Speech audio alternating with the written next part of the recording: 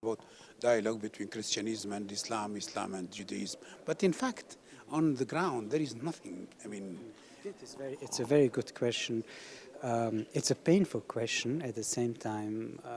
As I mentioned before, I'm actually here at this conference at the fourth time. I was in Cordoba in Spain, in Paris at UNESCO in Bosnia, as well as here, and other major international conferences. And I have the same question, or similar, really very much. We are in the same problem, and I see it eye to eye, shoulder to shoulder, that problem. I have always the problem coming, especially recently, to conferences by raising the question how to have the merits of the conference implemented on the ground in practical terms, in terms of implementation. It's a great problem, especially in the cases of interfaith religious dialogue as well as human rights issues.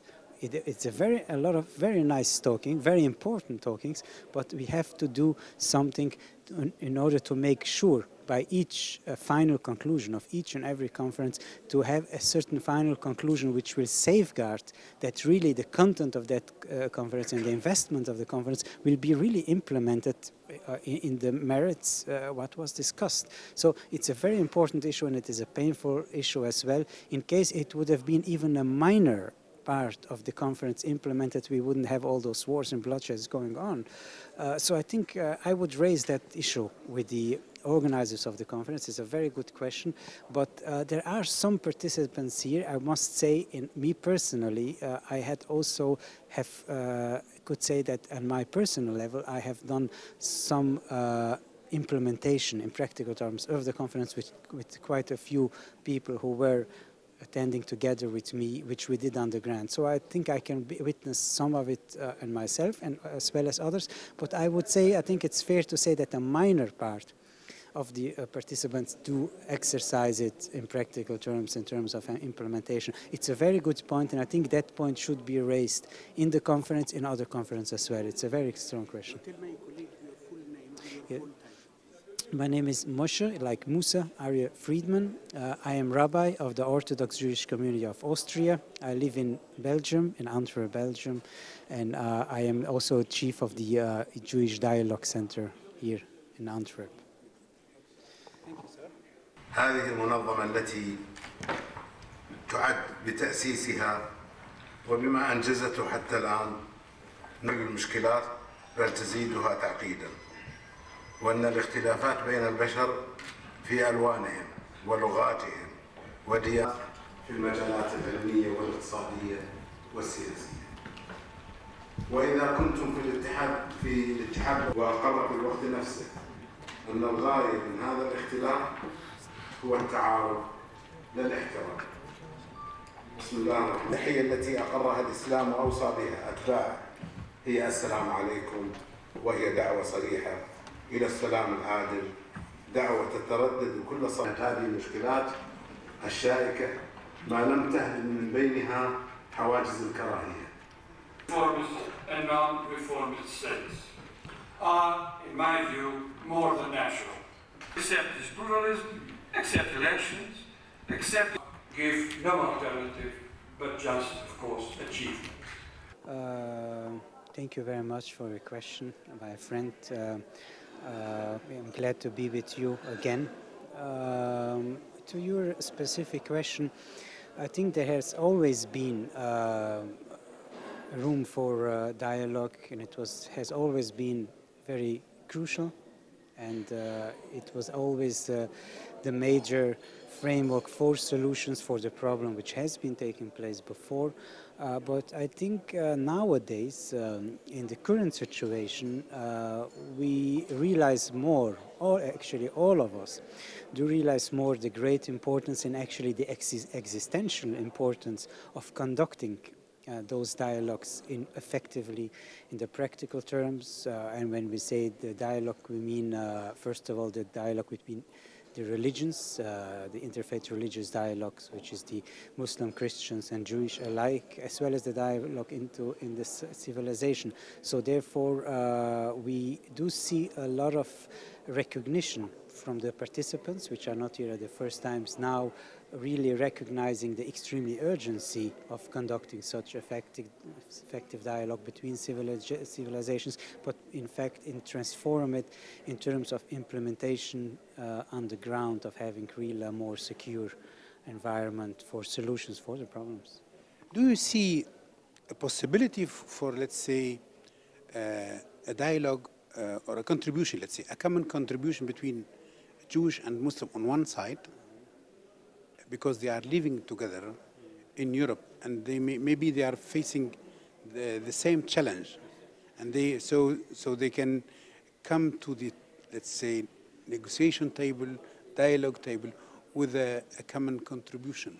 Yes, absolutely. I'm glad you raised that question, and I do think being active practically here in Brussels, in Belgium, in Antwerp in particular, I think there is a lot of common grounds in common needs as well. Maybe if you allow me, I'll raise maybe a point which is very crucial for both of us, is the issue of halal in slaughter, which is an existential need for us as Jews to eat kosher food, all sort of kosher meat of halal. We have also halal, as you know, a little bit different, maybe even more strict. And we are facing really difficulties of the new European constitution, but not necessarily the constitution, but more of the some European government independently do new laws, amendments, which makes it very hard and very difficult. But I think we have to realize and recognize the needs and the concerns and prime concerns of the Christians and the European Christian communities and governments about the issue of halal, which I think it would be very helpful if we join forces and explain them the real theological background, the biblical background, and really what is ongoing in our cultures, in terms of our religious basic needs. So I think that would be one area in where we can come more prepared to around the table and have solutions which will be transformed probably in other very important crucial areas as well. The secular in the Arab world, the liberal, the Democrats, are so worried and under a very big stress because of the Islamists, the Muslim brotherhoods coming in power and trying to run the country, let's say, like a religious organization. You, as a Jewish leader or activist, how do you see this, let's say, coming of the Muslim brotherhoods to run the power and the states in the Arab world? A good question, but as a matter of fact, there are problems in all sides. I think it is very important to ease the tension, to have a little bit the tense atmosphere and the inflammatory atmosphere. To that respect is not good. I think, of course, there is problems, but when you excommunicate and you put people into a corner is never a good idea. I think it should be all parties should be given the fair chances, and I think there is really no need of internal hatred in the Arab and the Muslim world. Actually, one would have said I'm an outsider, but as you know, I'm an insider. We are going a long way for many years. I'm here actually the fourth time I have been at this major, so important conference, a marvelous conference already in Cordoba with His Excellency Mr. Al-Babtain. I have been in Paris with UNESCO and Bosnia as well as here and others.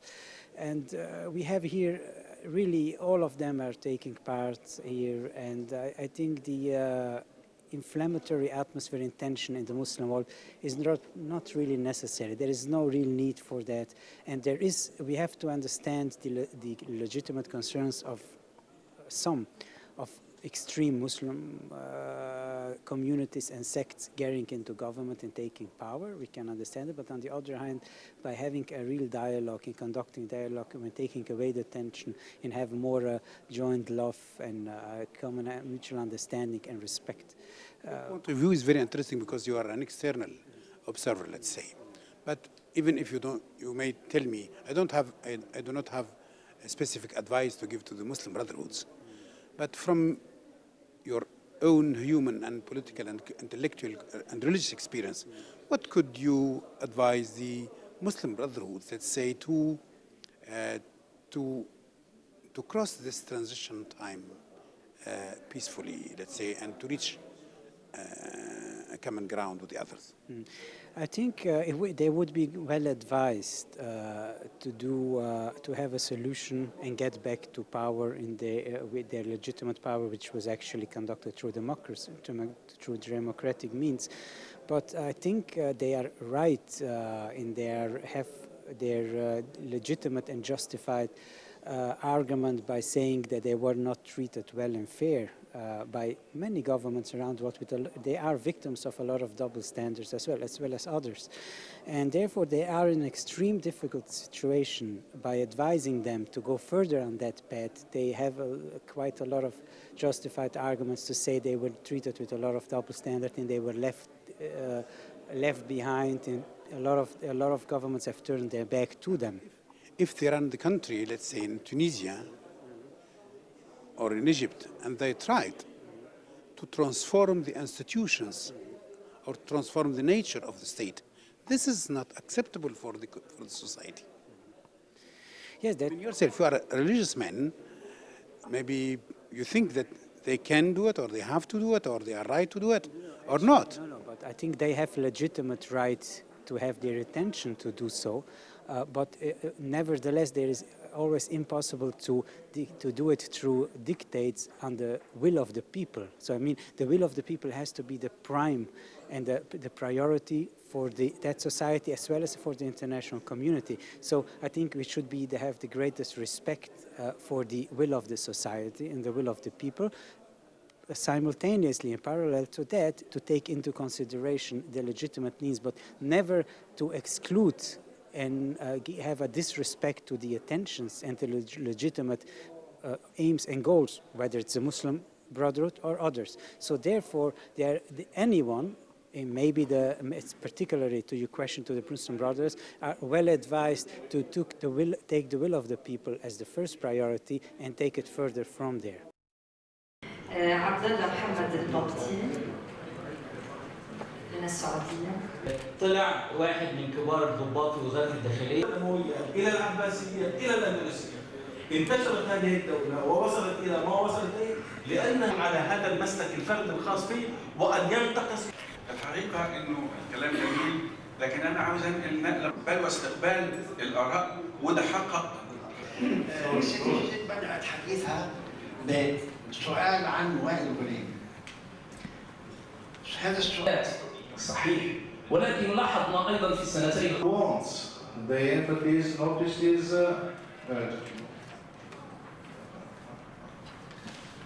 It's better if you have a question. being plastic or wood, and جبار من أجل محاولة خلق توازن داخل المجتمع. معلش استخدمنا يعني about dialogue between Christianism and Islam, Islam and Judaism. But in fact, on the ground, there is nothing. I mean, it's a very good question.